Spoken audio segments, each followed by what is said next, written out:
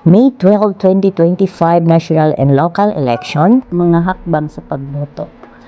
Regular voting hours, 7 a.m. to 7 p.m. Early voting hours, 5 to 7 a.m.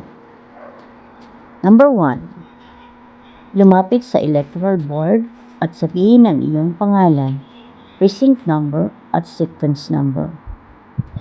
Number 2. Kunin ang balota, ballot receipt folder at marking pen mula sa EB at magtungo sa voting area upang bumoto.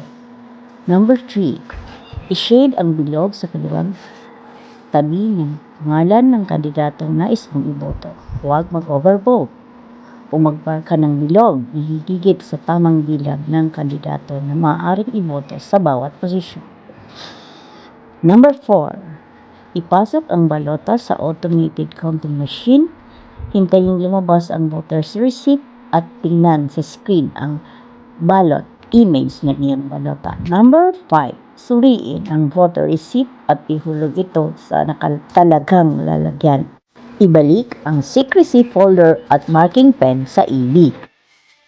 6. Magpalagay ng indelible ink sa kuko ng iyong kanang hintuturo.